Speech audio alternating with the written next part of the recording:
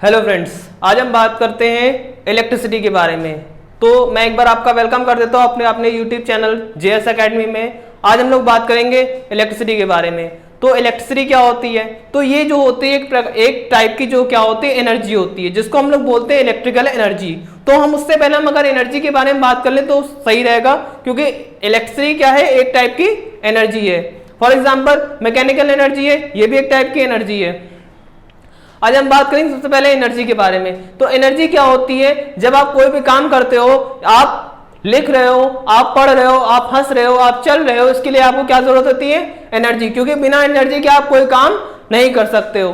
तो अगर आपको चाहिए एनर्जी, तो ये एनर्जी आपको कहां से मिलेगी? ये आपको आपकी एनर्जी जो है वो आपके फूड से मिलेगी। आप डेली डाइट में जितना फूड लेते हो उससे क्या होगी? ये एनर्जी मिलेगी। जैसे हम मान लेते हैं कोई एथलीट्स है, कोई एथलीट्स अगर आप कोई दौड़ रहा है या खेल रहा है या चल रहा है, तो उसके लिए आपको क्या जरूरत होती है? एनर्जी। छोटा बच्चा होता है, उसके लिए क्या होती है? उसकी एनर्जी कहां से आती है? उसके मिल्क जो होता है, जो हम बच्चा दूध पीता है, उससे उसकी एनर्जी मिलती है। इस तरीके से बहुत सारे एनर्जी प्रोसेस होते हैं और बहुत सारी टाइप की एनर्जी होती है।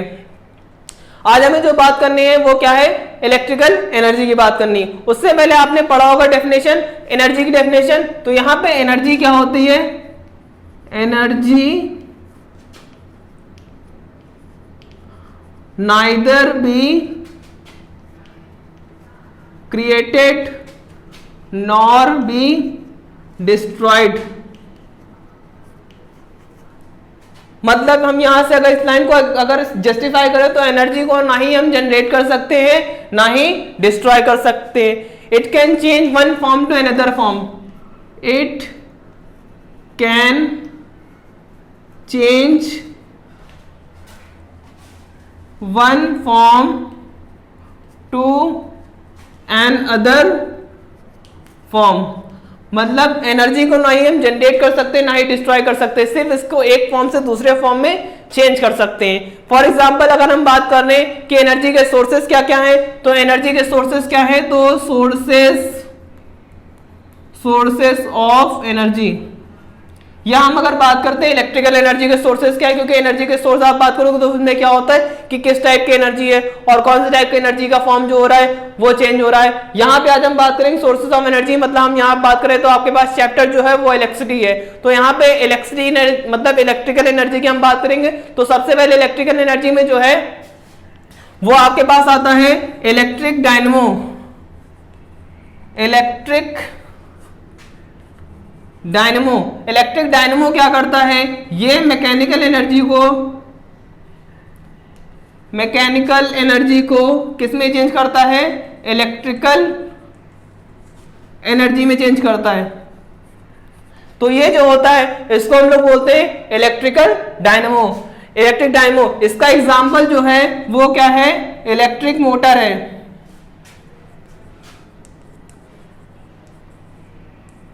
ये जो होती है इसमें क्या होता है? ये इलेक्ट्रिक डायनमो जो है वो मैकेनिकल एनर्जी को, क्योंकि मशीन की एनर्जी जो होती है उसको इलेक्ट्रिकल एनर्जी में चेंज करता है। इसका एग्जांपल जो है वो क्या है? इलेक्ट्रिक मोटर जनरली क्या होता है कि मैकेनिकल एनर्जी जो है वो किस में चेंज होती है? ट्रांसफॉर्म होती है वो इलेक्ट्रिकल एनर्जी में। दूसरी आपके पास क्या है? दूसरा आपके पास जो है इलेक्ट्रिक सेल है। इलेक्ट्रिक सेल क्या करता है? ये केमिकल एनर्जी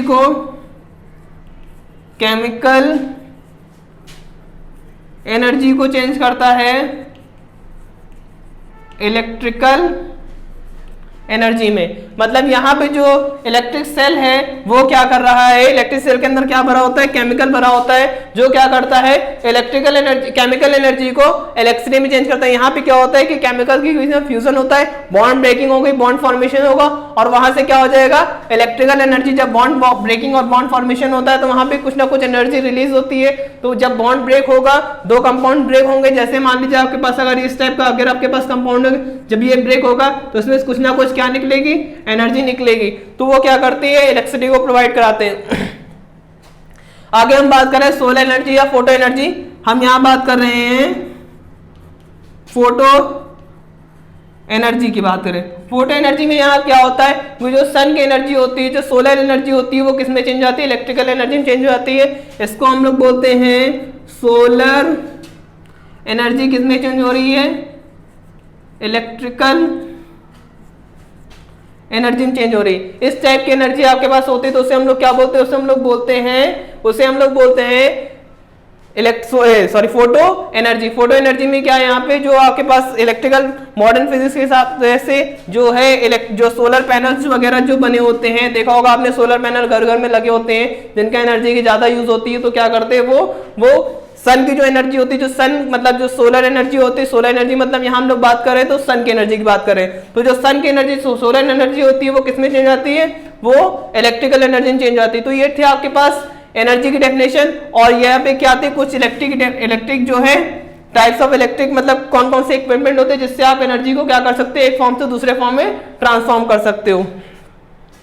आगे हम लोग पढ़ेंगे कि किस तरह से हम एनर्जी को हमने कहां से इंक्लूड किया है, कौन से वर्ड कहां से आए हैं, क्या कंडक्टर क्या होते हैं, इंसुलेटर क्या होते हैं, आगे हम लोग बात करेंगे इसकी।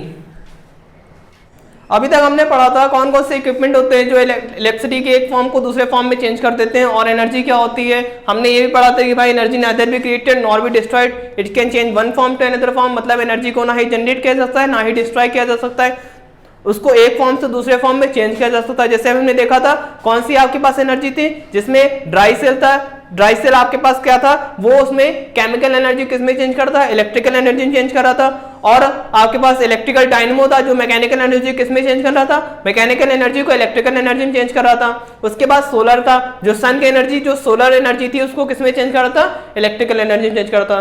तो आपके पास ऐसे कुछ इक्विपमेंट होते हैं जो एक एनर्जी के एक फॉर्म से दूसरे फॉर्म में क्या कर सकते हैं, चेंज कर सकते हैं। हम लोग बात करते हैं इलेक्ट्रिसिटी एनर्जी की, मतलब इलेक्ट्रिकल एनर्जी की। तो इलेक्ट्रिकल एनर्जी की अगर हम लोग बात कर रहे हैं तो यहाँ पे इलेक्ट्रिसिटी वर्ड जो होता है, जो उसमें क्या है, एक चार्ज इंक्लूड है। मतलब अगर इलेक्ट्रिसिटी एक फॉर्म से दूसरे फॉर्म में जा रही है तो क्या होगा, चार्ज इंक्लूडेड है। मतलब अगर हम एटॉमिक फिजिक्स के हिसाब से देखें तो एटॉमिक फिजिक्स के हिसाब से जो आपके पास सबसे स्मॉलेस्ट पार्ट होता है किसी मैटर का, वो क्या होता है, एटम होता है। तो एटम को हमने यहाँ कितने पार्ट में डिवाइड किया है, तो एटम जो होता है, एटम को हमने यहाँ पे 3 पार्ट में डिवाइड किया गया है। 3 पार्ट कौन कौन से हैं, एक तो है प्रोटॉन, दूसरा है आपके पास न्यूट्रॉन, और तीसरा जो है आपके पास क्या है, इलेक्ट्रॉन। प्रोटॉन क्या होता है, पॉजिटिव चार्ज होता है। न्यूट्रॉन क्या होता है, इसके पास कोई चार्ज नहीं होता, ये न्यूट्रल होता है। और इलेक्ट्रॉन के पास कैसा चार्ज होता है, इलेक्ट्रॉन के पास माइनस चार्ज होता है। प्रोटॉन को हम लोग P से डिनोट करते हैं, न्यूट्रॉन को N से डिनोट करते हैं, और इलेक्ट्रॉन को E से डिनोट करते हैं। तो यहाँ पे प्रोटॉन और न्यूट्रॉन जो होता है वो किसी भी एटम के क्या होता है, न्यूक्लियस पार्ट में क्या होता है, कंपेटेटर ना, मतलब इंगेज रहता है, मतलब एक हिसाब से एक पॉइंट फॉर्म में जो है रहता है। बाकी क्या होता है, इसके चारों तरफ जो ऑर्बिटल्स होते हैं इनमें क्या करता है, इलेक्ट्रॉन क्या करता रहता है, उसमें एक पर्टिकुलर ऑर्बिटल में सर्कुलर ऑर्बिट पे क्या करेगा, ये रोटेट करता रहता है, कौन, इलेक्ट्रॉन। इसलिए क्या होता है, जो आपके पास इलेक्ट्रॉन होता है, चार्ज कैरियर क्या होते हैं आपके पास, इलेक्ट्रॉन्स होते हैं। इलेक्ट्रॉन्स के थ्रू चार्ज क्या होता है, एक जगह से दूसरी जगह तक क्या हो सकता है, फ्लो हो सकता है। तो यहाँ पे जो इसका न्यूक्लियस होता है, इसमें क्या होता है, इसमें प्रोटॉन और न्यूट्रॉन होते हैं। और यहाँ पे जो होता है, इन सब पार्ट में क्या होता है, यहाँ पे जो होते हैं ये रोटेट करते रहते हैं। यहाँ पे इसको बोलते हैं हम लोग इलेक्ट्रॉन। इलेक्ट्रॉन के पास 2 मोशन होते हैं, एक तो होता है ऑर्बिटल मोशन होता है, मतलब ये जैसे है इलेक्ट्रॉन तो ये क्या करेगा, पूरे ऑर्बिट पे ये तो मूव करेगा, साथ साथ क्या होगा, ये अपने एक्सिस पे भी मूव करता रहेगा। मतलब ये क्या होगा, बिल्कुल रोटेशन और रेवोल्यूशन दोनों टाइम में करता है। जैसे आपके पास अर्थ मूव करती है वैसे क्या होता है, इलेक्ट्रॉन भी मूव करता है कि आपके पास ये क्लॉकवाइज एंटी क्लॉकवाइज, और ये तो अपने एक्सिस में रोटेट कर रहा है, साथ साथ क्या कर रहा है, पूरा ऑर्बिट क्या करता है, एक चक्कर लगाता है। तो यहाँ पे ऑर्बिटल मोशन भी होता है और एक्सियल मोशन, 2 टाइप की यहाँ पे मोशन जो कौन करता है, इलेक्ट्रॉन करता है। तो सारा मतलब सर यहाँ पे इलेक्ट्रॉन का है। इलेक्ट्रॉन क्या काम करता है, इलेक्ट्रॉन ही चार्ज कैरियर होता है। और जब इलेक्ट्रॉन एक स्पीशीज से दूसरी स्पीशीज में जाता है तो उसको हम लोग बोलते हैं फ्लो ऑफ इलेक्ट्रॉन। और फ्लो ऑफ इलेक्ट्रॉन क्या होता है, चार्ज होता है। फ्लो ऑफ इलेक्ट्रॉन हम लोग बोलते हैं, flow of electron is known as electric charge या इलेक्ट्रिक करंट। तो हम लोग बोलते हैं flow of electron is called electric current. मतलब अगर इलेक्ट्रॉन फ्लो हो रहा होगा तो क्या हो रहा, हम लोग ये बोल सकते हैं कि करंट फ्लो हो रहा है। अब करंट फ्लो होने के लिए आपके पास यहाँ पे क्या है कि करंट को हम लोग डिनोट किससे करते हैं कि यहाँ पे जो होता है वो करंट जो होता है I equal to Q upon T, मतलब यहाँ पे कितना चार्ज उसमें फ्लो हो रहा है, Q जो होता है वो चार्ज होता है और ये जो होता है वो क्या होता है, टाइम होता है। मतलब एक सेकंड में कितना चार्ज फ्लो हो रहा है, flow of charge in 1 second is known as, in unit second हम बात कर सकते हैं, उसे हम लोग क्या बोलते हैं, उसे हम लोग बोलते हैं इलेक्ट्रिक करंट। ये जो होता है करंट जो होता है उसकी यूनिट क्या होती है, तो करंट की जो यूनिट होती है unit of electric current, electric current की यूनिट जो होती है वो होती है एम्पियर्स के हिसाब से एम्पियर। एमकेएस मतलब हम यहाँ बोल रहे हैं एमकेएस जो होता है, एमकेएस एक सिस्टम होता है जिसको हम लोग बोलते हैं मीटर किलोग्राम, और तीसरा क्या होता है सेकंड। मतलब यहाँ पे जो एमकेएस सिस्टम होता है उसके हिसाब से क्या होता है मीटर किलोग्राम सेकंड के हिसाब से जो यहाँ पे जो यूनिट होती है इलेक्ट्रिक करंट की यूनिट क्या होती है, एम्पियर होती है। अब ये कैसे पता चलेगा कि जो कितना चार्ज फ्लो हो रहा है, तो चार्ज के हिसाब से क्या होगा, वहां से आपके पास सब्सटेंस आएगा और सब्सटेंस डिसाइड करेगा कि सब्सटेंस कंडक्टर है या इंसुलेटर है या सेमीकंडक्टर है। तो अगर आपके पास कंडक्टर होगा तो आपने पढ़ा होगा कि कंडक्टर्स क्या होते हैं, कंडक्टर्स जो होते हैं वो ऐसे सब्सटेंस होते हैं जिनमें से इलेक्ट्रिक करंट क्या हो सकता है, पास हो सकता है। फॉर एग्जांपल हम आयरन की बात कर रहे हैं, हम निकल की बात कर रहे हैं, हम कोबाल्ट की बात कर रहे हैं, सब क्या होते हैं आपके पास कंडक्टर्स होते हैं। वैसे ही क्या होता है अगर हम इंसुलेटर की बात करते हैं तो इंसुलेटर क्या होते हैं, इंसुलेटर ऐसे सब्सटेंस होते हैं जिनमें से इलेक्ट्रिक करंट क्या हो सकता है, पास नहीं हो सकता है, तो उसे हम लोग बोलते हैं इंसुलेटर। और सेमीकंडक्टर क्या होते हैं, सेमीकंडक्टर ऐसे सब्सटेंस होते हैं जिनमें क्या हो सकता है कि इलेक्ट्रिक करंट पास भी हो सकता है और नहीं भी हो सकता है। फॉर एग्जाम्पल अगर हम बात कर रहे हैं तो कंडक्टर में आप जो होता है, कंडक्टर में हम अगर बात करें तो आयरन Fe, ये जो आपके पास होते हैं कंडक्टर, और इंसुलेटर में जो होता है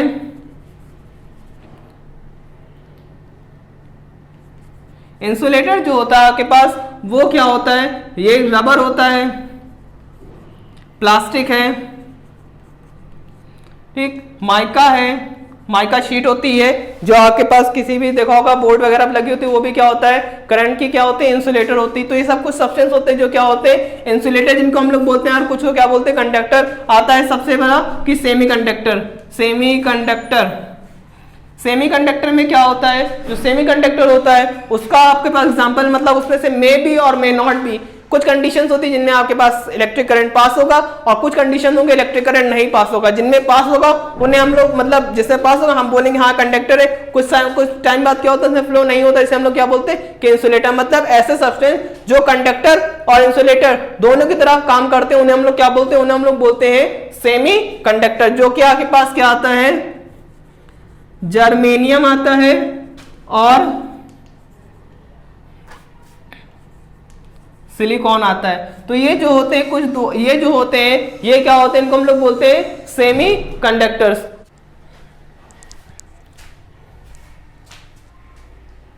हम लोग बात करते हैं इलेक्ट्रिक करंट के बारे में। इलेक्ट्रिक करंट क्या होता है, इलेक्ट्रिक करंट, तो हम लोग बात कर रहे हैं कि फ्लो ऑफ इलेक्ट्रॉन। मतलब अगर इलेक्ट्रॉन का फ्लो होगा तो वहां पे क्या होगा, हम ये मान सकते हैं कि इलेक्ट्रिसिटी क्या होगी, flow of electron in 1 second, ठीक। तो वहां पे हम लोग क्या बात करेंगे, वहां पे हम लोग ये बात करेंगे कि हाँ भाई ये इलेक्ट्रिक करंट क्या होता है, कि इलेक्ट्रिक करंट ये होगा। तो अगर हम फ्लो ऑफ इलेक्ट्रॉन की बात कर रहे हैं इन 1 सेकेंड, मतलब फ्लो ऑफ इलेक्ट्रॉन, मतलब यहाँ पे क्या फ्लो हो रहा होगा इलेक्ट्रॉन की जगह हम अगर बात कर लें कि फ्लो ऑफ चार्ज, किस चीज की बात की हमने, flow of charge in unit second, in 1 second या यूनिट सेकेंड हम बात करें तो flow of charge in 1 second is known as electric current. और इलेक्ट्रिक करंट को हम लोग डिनोट किससे करते हैं, it is denoted by I, मतलब स्मॉल आई से हम लोग इलेक्ट्रिक करंट को क्या कर सकते हैं, डिनोट करते हैं। और इसका जो एमके सिस्टम के हिसाब से जो होता है एमके सिस्टम के हिसाब से इसकी यूनिट जो होती है वो हमने पढ़ी थी एम्पियर होती है। ठीक, इसका फॉर्मूला जो था वो क्या पढ़ा था, I इक्वल टू, मतलब हम इसको इस तरह पढ़ सकते हैं कि चार्ज इक्वल टू क्या होता है, सॉरी चार्ज बता रहे, करंट इक्वल टू क्या था, चार्ज अपॉन टाइम। मतलब जो करंट था उसको हमने डिनोट किया था I से, और चार्ज जो था उसको Q से डिनोट किया था, और T से क्या डिनोट किया, टाइम से। ये था आपके पास क्या था, इलेक्ट्रिक करंट। तो इलेक्ट्रिक करंट की हमने यूनिट ही पढ़ी थी, क्या होता है, जो है एम्पियर होता है। इलेक्ट्रिक करंट की यूनिट जो थी वो एम्पियर थी।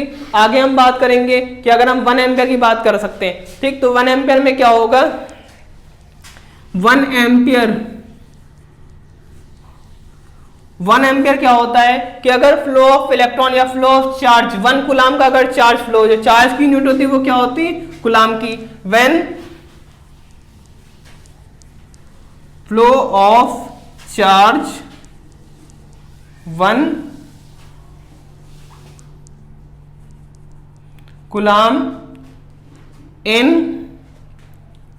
1 second, the current is set to 1 ampere.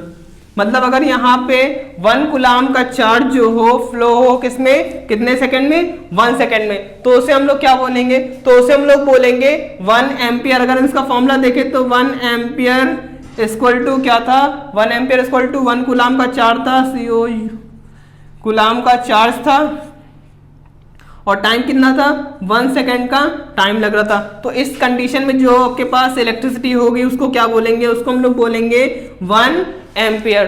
तो ये था क्या कि 1 एम्पियर हमने किस तरह से करा, और इलेक्ट्रिक करंट क्या था वो एक बार हमने फिर से दोबारा पढ़ लिया। तो ये था आपके पास इलेक्ट्रिक करंट और 1 एम्पियर की बात। आगे हम लोग बात करेंगे कि किस तरह से हम जो आपके पास पोटेंशियल एनर्जी होती है या हम पोटेंशियल डिफरेंस जो निकालते हैं वो किस तरह से हम निकालते हैं। अब हम लोग बात करेंगे पोटेंशियल डिफरेंस और इलेक्ट्रिक पोटेंशियल के बारे में। तो इलेक्ट्रिक पोटेंशियल क्या होता है कि जो पोटेंशियल एनर्जी उससे रिलेट करते हैं, इसको क्या होता है, इसमें the electric condition which determines the flow of charge. यहाँ पे चार्ज का फ्लो देखेंगे फ्रॉम 1 कंडक्टर टू अदर, मतलब एक कंडक्टर से, मान लीजिए आपके पास 2 सब्सटेंस रखे हुए हैं, एक कंडक्टर ये रखा हुआ है और एक कंडक्टर ये रखा हुआ है। अगर इसमें चार्ज में फ्लो हो रहा है तो उसे हम लोग क्या बोलेंगे कि इलेक्ट्रिक पोटेंशियल है। मतलब इलेक्ट्रिसिटी क्या कर रही है, एक उसमें से दूसरे उसमें क्या कर रही है, फ्लो कर रही है। उसके अगर हम लोग बोलेंगे, वहां से हम लोग निकालेंगे अगर पोटेंशियल डिफरेंस, तो पोटेंशियल डिफरेंस क्या होगा कि आपके पास दो आपके पास सब्सटेंस होगा, एक पॉइंट होगा, एक पॉइंट ये होगा और एक पॉइंट ये होगा। अब मान लीजिए इसका पोटेंशियल लेवल जितना था, कितना था, मान लीजिए 10 वोल्ट था और इसका था 0 वोल्ट। बस कुछ समय आफ्टर सम टाइम बाद यहाँ पे क्या हो गया कि इसका पोटेंशियल लेवल क्या हो गया, 5 वोल्ट हो गया और इसका क्या हो गया, 5 वोल्ट हो गया। तो उसे हम लोग क्या बोलेंगे, इन दोनों का जब डिफरेंस निकालेंगे, मिड का पॉइंट निकालेंगे, तो उसे हम लोग बोलेंगे पोटेंशियल डिफरेंस। तो लिखा हुआ द वर्क डन, और जब उस पर वर्क करेंगे, मतलब कोई भी यूनिट पॉजिटिव चार्ज होगा जब उस पर जाएगा, मतलब जो चार्ज होगा वो क्या होगा, एक उसमें दूसरे उसमें जाएगा, तो उसे हम लोग जो उस पर चार्ज जो काम करेगा उसे हम लोग क्या बोलेंगे, पोटेंशियल डिफरेंस। तो लिखा हुआ है the work done in the moving unit positive charge from 1 point two other, मतलब एक पॉइंट से दूसरे पॉइंट में जाएगा अगेंस्ट द इलेक्ट्रिक फोर्स, और किसके उससे इलेक्ट्रिक फोर्स के अगेंस्ट जाएगा, उसे हम लोग क्या बोलेंगे, उसे हम लोग पोटेंशियल डिफरेंस बोलेंगे। पोटेंशियल डिफरेंस को हम लोग डिनोट किससे करते हैं, it is denoted bye V, और इसको हम लोग बोलते हैं वोल्ट। इसका जो यूनिट होती है वो क्या होती है, वोल्ट होती है। तो V इक्वल टू क्या होता है, V equal to work upon time,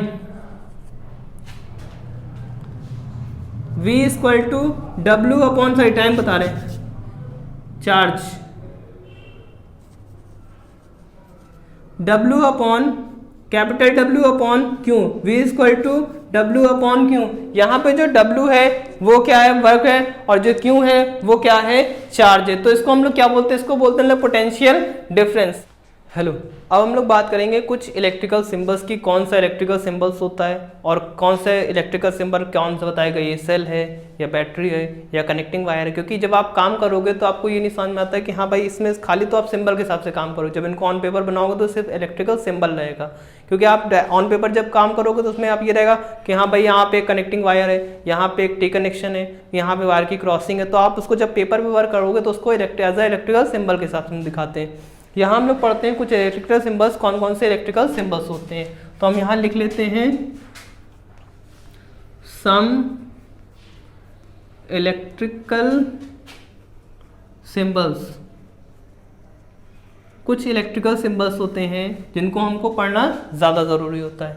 for example अगर आपके पास कहीं पे ये होता है तो इसको हम लोग क्या बोलते हैं, ठीक, ये जो होता है, और कहीं कहीं आपके पास क्या होता है, ये होता है। तो दोनों का टर्म कंडीशन, दोनों की कंडीशंस क्या होती है, अलग अलग होती। ये जो होता है कहीं पे अगर लगा होगा उसको हम लोग बोलेंगे सेल लगा हुआ है, और अगर इसका अगर कहीं लगा हुआ तो हम उसको बोलेंगे बैटरी लगी हुई है। तो ये तो सिंबल ऐसे होते हैं जिनको आपको जो कहीं कहीं ये लगा होगा, ये तो इसका मतलब हम क्या लगा हुआ, हमारे किसी भी सर्किट डायग्राम में हमारे पास क्या लगा हुआ है, वो सेल लगा हुआ है। और कहीं आपके पास अगर ये होता है तो उसको हम लोग क्या बोलते हैं, इसको हम लोग बोलते हैं क्या लगा हुआ है, बैटरी लगी हुई है। ये समझ लीजिए जो सेल होता है या बैटरी हम बात करें इसका क्या होता है, एक पॉजिटिव ये जो होता है वो थोड़ा सा बड़ा होता है और नेगेटिव थोड़ा सा छोटा होता है। ये हम बात करेंगे आगे जो है, जब पढ़ाएंगे तो पढ़ेंगे तो हम इलेक्ट्रोकेमिस्ट्री के बारे में बात करें तो आपको समझ में क्यों बड़ा होता है और क्यों छोटा होता है। आगे हम देख लेते हैं, अगर कहीं आपके पास ये होता है कि दो पॉइंट हैं और ऐसे वायर आपके पास कनेक्ट है तो इसको हम लोग बोलेंगे कनेक्टिंग वायर। मतलब आपके पास दो पॉइंट को जो कनेक्ट करेगा, दो पॉइंट को बता रहे हैं, मतलब दो सर्किट है आपके पास, यहाँ स्विच है, ये आपके पास बल्ब है, इनको दोनों को जो कनेक्ट करेगा उसे हम लोग बोलेंगे कनेक्टिंग वायर। कहीं पे आपके पास अगर डायग्राम मान लीजिए कि ये आता है, इसे हम लोग बोलते हैं, इसे हम लोग रेजिस्टेंस बोलते हैं। रेजिस्टेंस क्या होता है, जो करंट को बीच से क्या करता है, ब्रेक कर देता है, उसे हम लोग क्या बोलेंगे, रेजिस्टेंस। मतलब ऐसा, मतलब जो प्रोसेस, जैसे मान लीजिए वायर के बीच में हमने बल्ब लगा दिया, इसका मतलब यहाँ पे क्या लगा दिया, रेजिस्टेंस लगा दिया, तो उसे हम लोग बोलते हैं which break the current. Current को क्या करता है, बीच से रोकता है, मतलब ब्रेक करेगा। ये रेजिस्टेंस हो गया। और कहीं कहीं आपके पास जो होगा वो ये लगा होगा, इसे हम लोग बोलते हैं, इसे ऐसे लगा होगा, इसे हम लोग बोलेंगे वेरिएबल रेजिस्टेंस। वेरिएबल रेजिस्टेंस, और इसको क्या बोल सकते हैं, रियोस्टैट बोल सकते हैं। ठीक, ये आपके पास एक डिवाइस होगी जिसमें आप रेजिस्टेंस क्या कर सकते हो, कभी भी बढ़ा सकते हो और कभी भी क्या कर सकते हो, कम कर सकते हो। तो ये होता है रियोस्टैट, इसको हम लोग बोलते हैं रियोस्टैट। अब आगे हम बात करें अगर जो है कि अगला आपके पास क्या है कि जैसे कि मान लीजिए कहीं पे कनेक्शन ऐसा होता है, मतलब एक ये वायर गया, इससे हमने क्या करा, यहां से तीसरा कनेक्शन क्या कर लिया, ज्वाइन कर लिया, इसको हम लोग बोलते हैं टी कनेक्शन।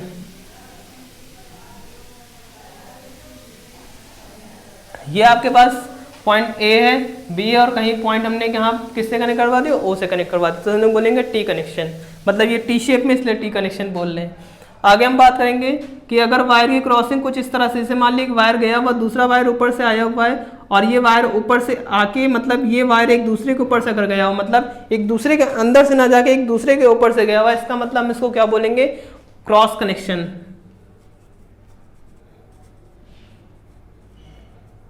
मतलब जब आप घर की वायरिंग कराएंगे तो आपको समझ में आए कि हाँ कहाँ पे क्रॉस कनेक्शन, तो उसका एक रफ स्केच पहले बनाना पड़ता है। तो आप बोले हाँ यहाँ पे क्रॉस कनेक्शन है, यहाँ पे टी कनेक्शन है, यहाँ पे हमको स्विच लगाना है, यहाँ पे हमको बैटरी लगाना है, यहाँ पे हमको मीटर लगाना है, यहाँ पे वोल्टामीटर लगाना है।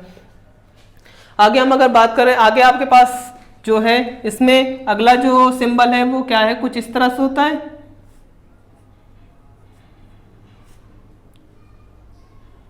या कुछ इस तरह से होता है।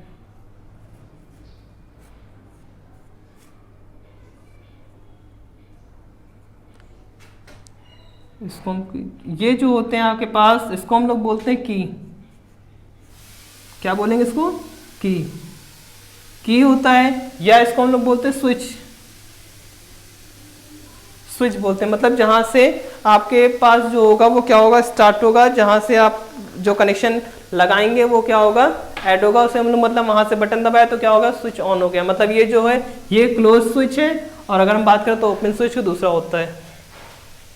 ये सिंबल था। और अगर हम बात कर रहे हैं कि अगर कहीं पे हमको ये लिखा हुआ है, इसका मतलब ये क्या होता है, ये जो होता है वो होता है एमीटर।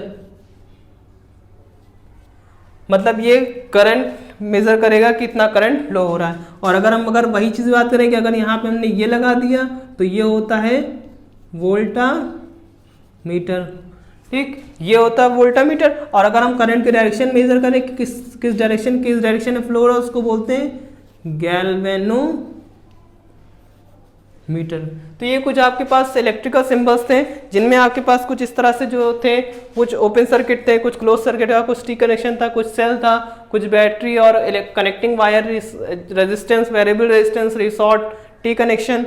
तो कुछ टाइप के आपके पास इलेक्ट्रिक सिंबल थे। जब आप पढ़ोगे आगे, मतलब जब आप फिजिक्स पढ़ोगे तो आपको सिर्फ सिंबल ही पता चलेंगे। आपके पास यहाँ पे कनेक्टिंग वायर है, या यहाँ पे जो एक रेजिस्टेंस लगा हुआ है, या यहाँ पे वेरिएबल रेजिस्टेंस लगा हुआ है, उसको हम लोग वेरी कर सकते हैं।